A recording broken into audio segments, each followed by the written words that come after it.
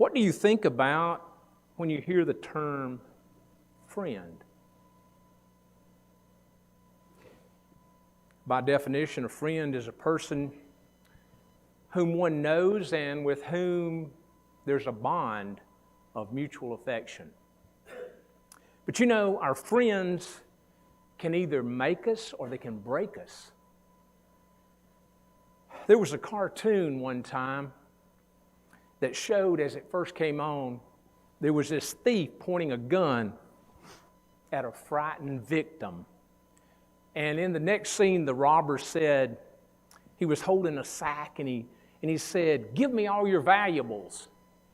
And then right at the last, it showed the victim. And he was stuffing that sack full of his friends.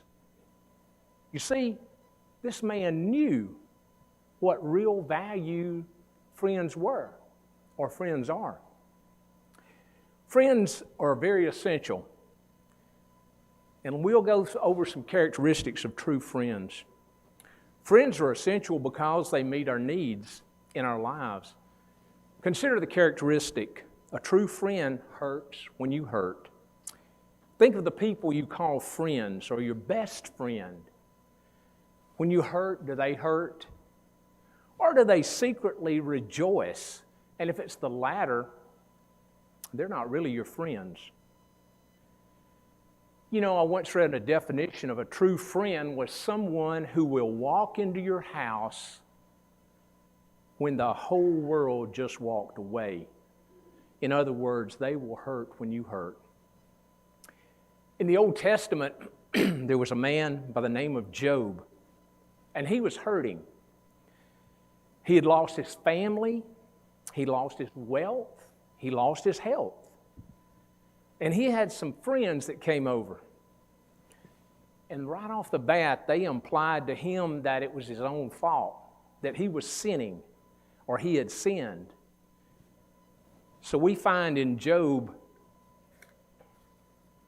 6:14 through 15, Job, it reads, Job, it says, a despairing man should have the devotion of friends, but my brothers are as dependable as intermediate streams. And Job was right. When we're hurting and in despair, we will have devotion if we have true friends. A true friend rejoices when we rejoice. The Bible teaches the characteristic of sincere love is to rejoice with those who rejoice. A true friend is not threatened by your achievements, or is a true friend jealous of your successes, but rejoices with you in your accomplishments. Someone once wrote, a true friend is one who multiplies your joys and divides your grief. A true friend is loyal to your friendship. Proverbs 18:24 reads, a man of many companions may come to ruin, but there is a friend who sticks closer than a brother. If you really want to find out who your friends are, it's real easy. Just mess up. Just mess up and do something wrong. And you'll find out who your true friends are. A true friend will still be loyal to your friendship. Also, another characteristic of a true friend is they will tell you the truth in love. You know, we all like to think, well, hey, I'm going to tell somebody the truth, but a true friend will do it in love and will say to you what needs to be said when it needs to be said, even if it hurts just a little bit. With a true friend, both of you know that the words are not intended to hurt. And I think that's very important. A true friend, when he tells you the truth or she tells you the truth, both of you know that it's not intended to hurt you. Solomon wrote, wounds from a friend can be trusted, but the enemy multiplies kisses. Proverbs 27:6. Truth and love are not always joined together. We're to speak truth, and that's honesty and that's integrity when we talk about speaking truth. But we are to speak the truth with love, not with jealousy, not with arrogance, not with anger, not with self-righteousness. But you know, our human nature is that we often go to the extreme, one way or the other. By nature, we usually are we can be sentimental, very non-confrontational, and speak mostly with love. But we also are sometimes very stern and practical and speak mostly the truth. If you have a true friend who is able to properly balance of telling you the truth in love, you have a very valuable gift. A true friend will seek to bring out the best in you. When you bring a friend into your inner circle, you can be sure that they will have influence on your life. So to seek out friends who can bring out the best in you is what we need to be doing. You see, in Proverbs 27:17, it says, iron sharpens iron, so one man sharpens another. Choose friends with characteristics that you admire and characteristics that you want to see in your life, because chances are those characteristics will ultimately rub off on you. Proverbs 13:20 reads, he who walks with the wise grows wise, but a companion of fools suffers harm. A true friend shares unconditional love with you. Some people are your friends conditionally. As long as it's convenient for them, they're your friend. I heard a story about a little boy one time. He walked into the dentist office with his friend. Two of them walked in there, and he said, Doc, I've got a tooth that's got to come out right now. And I don't want any gas. And I don't want any Novocaine. I don't want any shots to deaden the pain. You see, my friend and I have got a lot of things to do today. And I want to hurry and get this tooth out. And the doctor was so impressed with this little boy. He said, son, I have never seen a young man with the courage that you have. And he said, which tooth is it, son? And the little boy turned to his friend and said, Tommy, which tooth is it you need taken out? You see, in a true friendship, your friend will want the best for you, not for himself or herself. You know, friends can break you also. One of the saddest stories in the Bible is Amnon. He's the son of King David. He tricked and raped his sister, his half-sister, and eventually he was murdered by his brother. This story that literally screams out at us to be very, very careful who we choose to become our friends, because we may at the same time be choosing our fate. Let's go to 2 Samuel 13, and we'll read this part of this story. 2 Samuel 13, 1 and 2.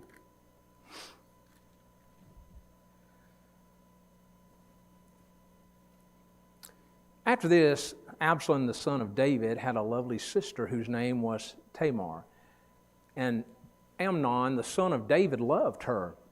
Amnon was so distressed over his sister Tamar that he became sick, for she was a virgin, and it was improper for Amnon to do anything with her. But Amnon had a friend whose name was Jonadab. And before we continue this story, we find out that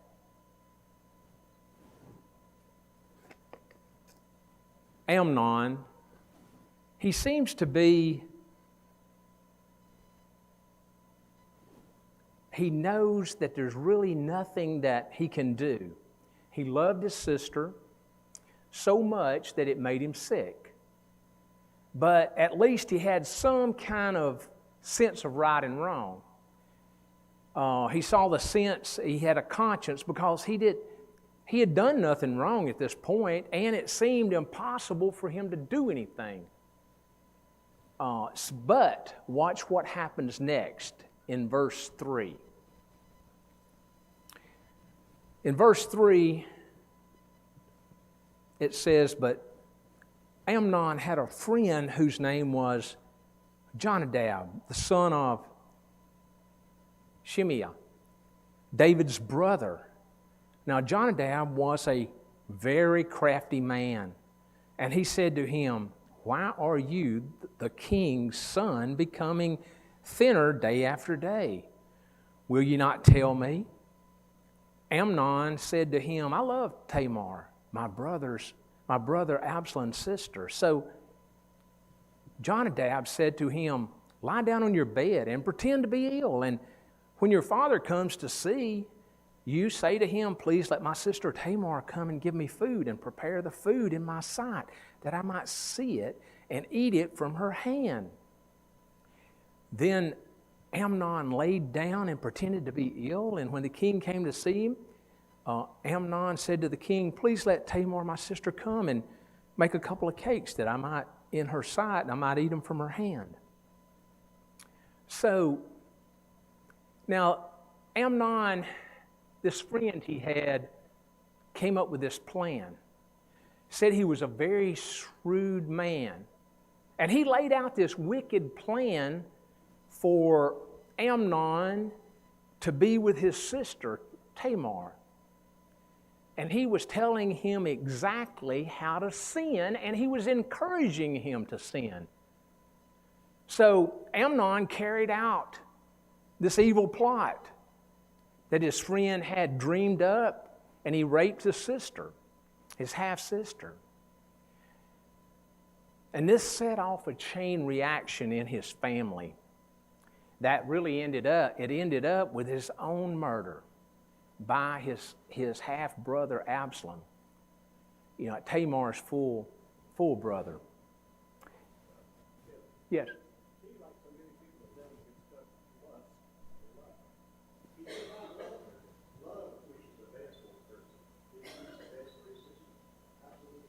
No. And we'll find out that it says that he loved his sister, and then he hated her more than he loved her at the end. Yes, that's right. It was lust the whole way is what it was, Wayne. You're exactly right. But it says he loved her, and he was Tamar and his attraction for her. But as we find out, as the story goes, this sad, sad story, Amnon had no defense whatsoever. He was guilty of sin. But he made a choice. But his choice was plotted by his so-called friend. So his friend is the one that came up with this plot.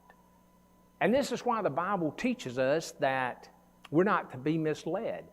In 1 Corinthians 15:33, we read, "Be not misled, bad company corrupts good character." And this is another lesson that we need to address. Amnon said he loved Tamar. His attraction to her was not love, but like Wayne said, it was lust. You say, how do you know that? Well, when you look in 2 Samuel 13:15, then Amnon hated her with intense hatred. In fact, he hated her more than he had loved her. Amnon said to her, "Get up and get out," basically. As soon as the gratification that he had, his love turned to hate. True love does not do that. Make or break friendships. Because we will have friends, and we need to share a few practical points to consider. You know, if you visited a city today and went to one of the jails or a prison, and you talk to the inmates and you ask them, why, what happened that you're here? They would probably, some of them tell you that, they got with the wrong kind of friends. And their friends may have taught them how to commit a crime or how to steal or how to buy, sell drugs. By the way, the influence of our friends cuts both ways. It can be good as well as it can be bad. And with all of us just being here tonight, we should, and I know we do, thank God daily that we have friends that have helped us grow and love the Lord and be here tonight. You are or you will become like your friends. Most of us either are what our friends are or we soon will be. And if this is not true, then why are they our friends? There's an old saying, and it really holds true. Birds of a feather flock together. There's a lot to be said by that. You know why ducks run with ducks? Because they're ducks. They don't run with cows because cows don't hang out with ducks. They hang out with cows. They don't associate with chickens because, chickens run with other chickens because they're chickens. Generally speaking, people hang out with people who have similar interests, goals, values, and they slowly influence one another to become like themselves or like one another. And we have to be careful with that on our friendship.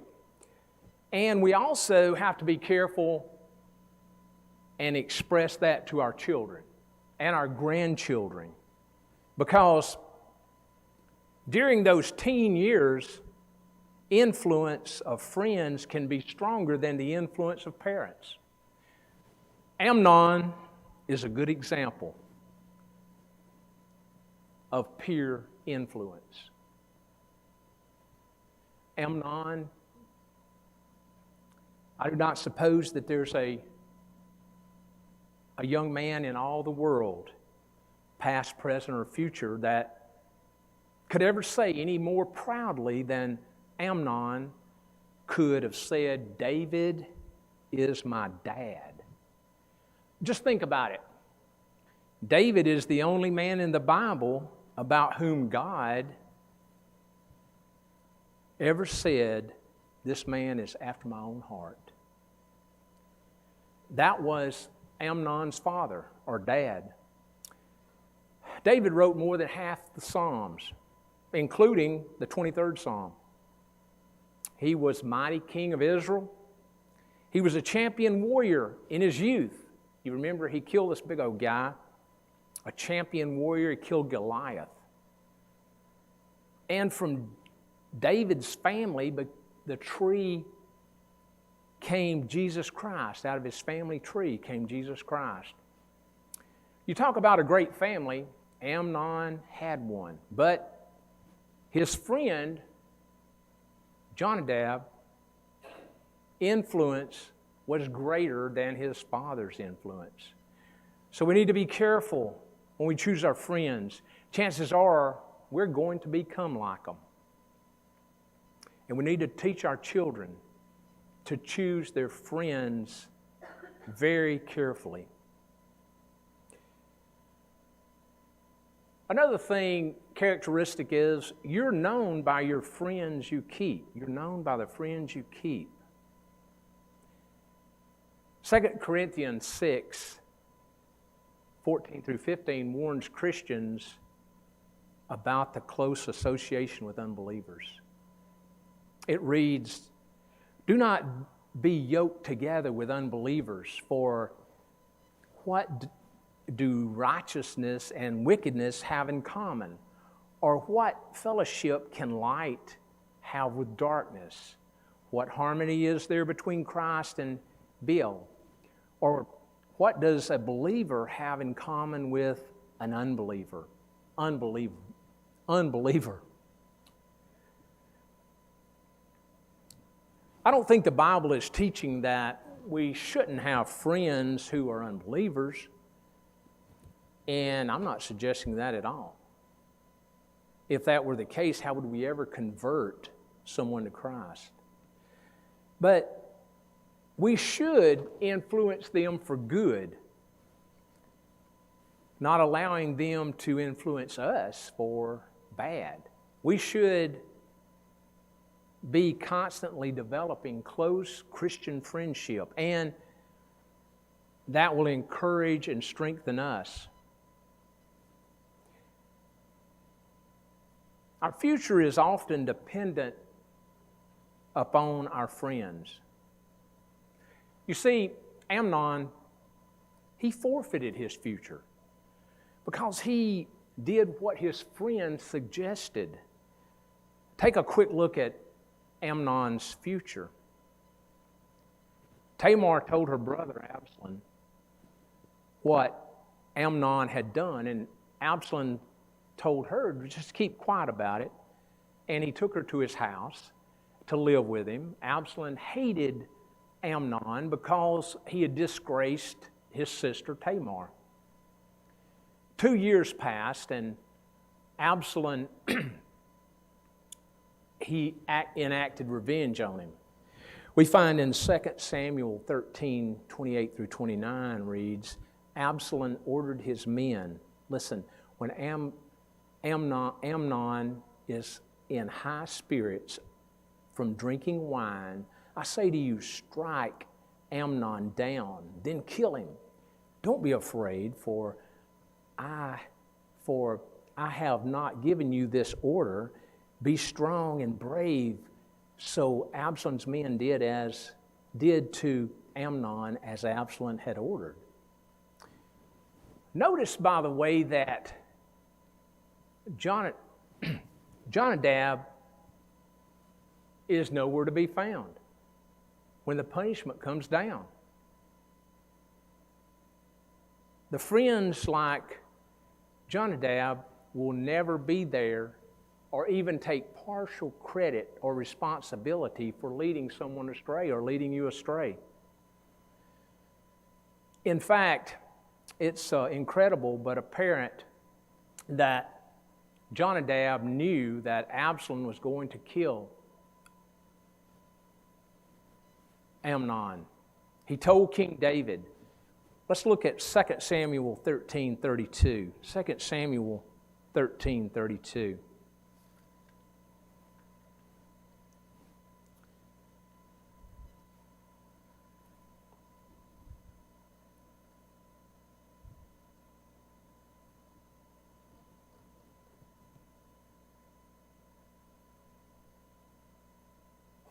It says, now therefore, let me back up just a little bit and we'll get 28 and 29. And we'll come down from there. It says, do not be afraid, I command you, his courage, and be valiant. So the servants of Absalom did to Amnon as Absalom had commanded. Then all the king's sons arose, and each one got on his mule and fled. And it came to pass while they were on their way that the news came to David saying, Absalom has killed all the king's sons, and not one of them is left. So the king arose and tore his garments and lay on the ground, and all the servants stood by with their clothes torn.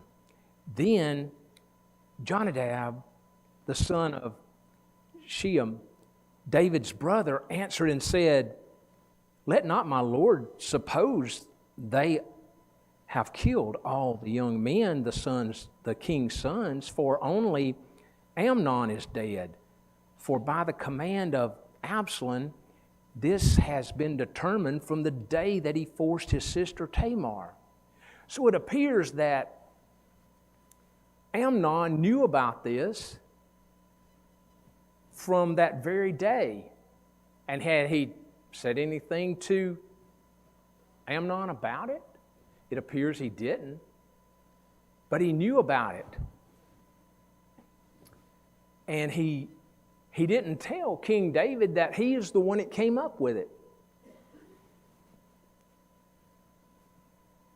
So as you can see, our friends, or his friend, what a friend he had. You've heard the old saying, friends like that, who needs enemies? Not only had he told David, but he helped plot. He didn't even tell him he helped plot the crime, but apparently he knew about it. You see, Amnon was royalty and the son of a king. He was in line for potentially to succeed his father as king of Israel. But he was dead. And he had forfeited his future because of the wicked advice and influence of a friend. And you know what? That can happen to us today if we're not careful. That can happen to us. There's a modern day story about that, about Amnon. It has to do with a young man who one morning his mom called the local preacher and said, "Come over. I need you to come over to the house real quick." The police came by at 6 a.m. this morning and took, we'll call him little Tom, into custody. You see, the night before, Tom was out with 4 of his buddies, or 4 of his friends, and they were just kind of cruising around town. And they were out driving around. It was a small town. And one of them got this idea, this convenience store was closed, and they thought, well, hey, it's way out here in the country, so let's just rob this store. Now, little Tom knew that this was wrong. But he kind of found himself in a bind because these were his friends and he wanted to be part of them. He wanted to be part of this, his buddies, be like them, be with them, have his friendship. But he knew it was wrong. And he was in a real tight spot. So, he told his friends, he said, I just can't do this. I've got to go home. You've got to carry me home. And they couldn't talk him out of it, so they carried him to home. But, in the process of him going to home, there was a lot of things said to little Tom. You don't want to be part of us. You're not going to be a man like we are. Are you scared to do this? If you're going to be a real man, you got to be like we are. But so they carried Tommy home, or little Tom. They let him out. He went in the house and he got in bed and he laid down, and he was so relieved that he had found a way out of trouble. But he only hadn't found his way out of trouble. You see, his friends decided to go back and break into this store. So they went back, busted out the window, the door. They went in and they got quite a few things out of the store. And as they were coming out, getting into the car, they noticed that little Tommy had left his jacket in the car. And they thought, we don't get back at this boy. He didn't want to help us. He didn't want to be part of our friendship. So they took that jacket and they threw it in the store. through the window, and they threw it in there and left it. And they jumped in and they took off. But what they didn't know was little Tommy's mom had written his name in the jacket. And it didn't take the police long to find out where little Tommy lived. And they went and they picked up little Tommy. So now little Tommy is sent to juvenile detention. And he's in the juvenile detention and serving punishment. But the other 4 boys that were with him, like Amnon's friend, they were never arrested, they were never punished because there was no direct evidence that linked them to the crime. So little Tom, was serving the time for a crime that he didn't commit, while his friends who committed the crime were free. And then you ask yourself, had Tom done nothing wrong, or had he?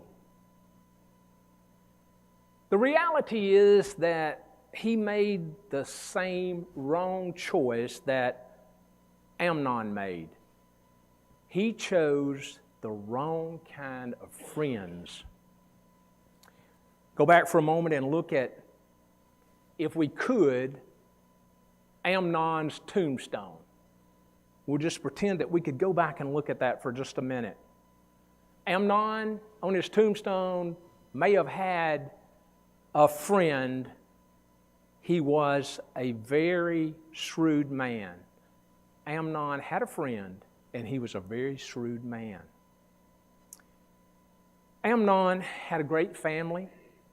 He had a great father, a man after God's own heart, and he had a great future ahead of him. But he also had the wrong kind of friend, and that makes the difference in the world. I appreciate y'all being here tonight. It's been good. I hope I've enjoyed the lesson, presenting the lesson. Is there any comments, friend, that you'd like to make about your friends, our friends, or friends in general? Really, the old saying is, if a man has one friend, he has a happy life. And you think about that, I mean, like you said, you talk about human beings and the way that they treat one another, it's amazing. But if you can find that one true friend, it can make your life happy. You know, I think Sarah is my true friend. You know, she's been with me through the ups and downs, told me the truth when I needed to be told the truth. And that's what a friend's all about. And I think we often look at our marriage and see that friend sits next to us. But there is times that we want to have a friend where we know we can rely on this time. Mm-hmm. And that's Jesus. Yes. You know, the ultimate friend. To be our friend. We talk about Jesus being a friend of mine, and he is our friend. He should be. Mm-hmm. He's our spiritual friend. And you think about having the friendship you mentioned here about being in 6K. And I'm going to say, just use this as this local congregation. Your Christian friendship can get you through hard times. Mm-hmm. Can get you through some sick times. It can get you through a lot of things. That because of your friendship you have with Christians, they can get you through that.